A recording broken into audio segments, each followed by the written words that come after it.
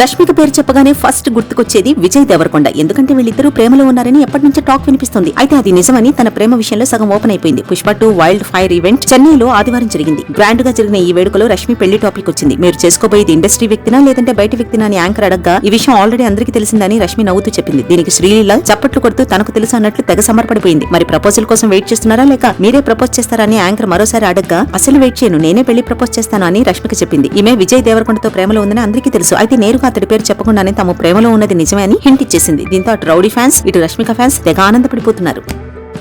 నంద్యాల జిల్లాలోని శ్రీశైలం శ్రీ భ్రమరాంబ సమేత మల్లికార్జున స్వామిని ప్రముఖ దర్శకుడు బోయపాటి సీను దర్శించుకున్నారు. కార్తీక మాసం చివరి సోమవారం కావడంతో మల్లికార్జున స్వామిని దర్శించుకుని ప్రత్యేక పూజలు చేశారు. స్వామి అమ్మవారి దర్శనం కోసం వచ్చిన సినీ దర్శకుడు బోయపాటి సీనుకు ఆలయ అర్చకులు దేవస్థానం పిఆర్ఓ శ్రీనివాసరావు ప్రత్యేక దర్శన సదుపాయాన్ని కల్పించారు. అనంతరం ఆలయం వెలుపల గల సాధువులకు సినీ దర్శకుడు బోయపాటి సీను దానం చేసి తిరిగి హైదరాబాద్ బయలుదేరారు.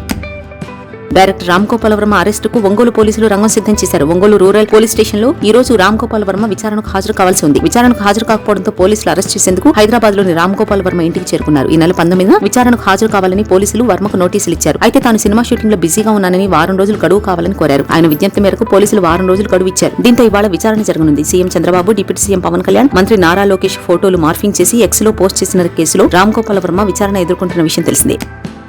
పుష్ప 2 సినిమాకి దేవిశ్రీ ప్రసాద్ సంగీతం అందిస్తున్న సంగతి తెలిసిందే. చెన్నైలో జరిగిన పుష్ప 2 ఈవెంట్ కి దేవిశ్రీ ప్రసాద్ హాజరయ్యాడు. ఈ నేపథ్యంలోనే లైవ్ లో మాట్లాడుతూ దేవిశ్రీ ప్రసాద్ తన అసహనాన్ని వ్యక్తం చేయడం హాట్ టాపిక్ గా అయింది. మైత్రి మూవీ మేకర్స్ నిర్మాతలో ఒకరైన రవిని సంబోధిస్తూ, రవి సార్ మళ్ళీ ఏదో స్టేజ్ ఎక్కి నువ్వు ఎక్కువసేపు మాట్లాడావని నన్ను అనవద్దు. మీరు నన్ను టైం కి పాటలు ఇవ్వడం లేదు, టైం కి బ్యాక్గ్రౌండ్ స్కోర్ ఇవ్వడం లేదు, టైం కి ప్రోగ్రామ్ కి రాలేదు అంటారు. మీకు నా మీద చాలా ప్రేమ ఉంది, కానీ ప్రేమ ఉన్నప్పుడు కంప్లైంట్స్ కూడా ఉంటాయి. మీకు నా మీద ప్రేమ కంటే కంప్లైంట్స్ ఎక్కువ ఉంటాయి. ఏంటో అర్థం కాదు. ఇప్పుడు కూడా నేను వచ్చి దాదాపు 20 నుండి 25 నిమిషాలు అవుతుంది. సార్ కెమెరాలో ఎంట్రీ ఇవ్వాలి, కాసేపు ఆగండి అంటూ నన్ను ఆపారు. నాకు అసలే సిగ్గు. నేను స్టేజ్ మీద ఉన్నప్పుడు మాత్రమే సిగ్గు లేకుండా ఉంటాను. స్టేజ్ కింద ఉన్నప్పుడు అందరికంటే ఎక్కువ సిగ్గుపడేది నేనే. నేను లేదురా బాబు నేను లోపలికి వెళ్తాను అంటే నన్ను లోపలికి పంపించలేదు. చివరికి కిసిక్ పాట విని లోపలికి పరిగెత్తుకొచ్చాను. మీరు వచ్చినోడిని ఏమన్నారు? రాంగ్ టైమింగ్ సార్, లేట్ వచ్చారు అన్నారు. నేనేం చేయను సార్, వేరేగా కలిసి అడిగినప్పుడు కిక్ ఉండదు, ఇలా అడిగేసేయాలి, నేను ఎప్పుడూ అంతే ఓపెన్ అంటూ దేవిశ్రీ ప్రసాద్ మాట్లాడడం హాట్ టాపిక్ అవుతుంది.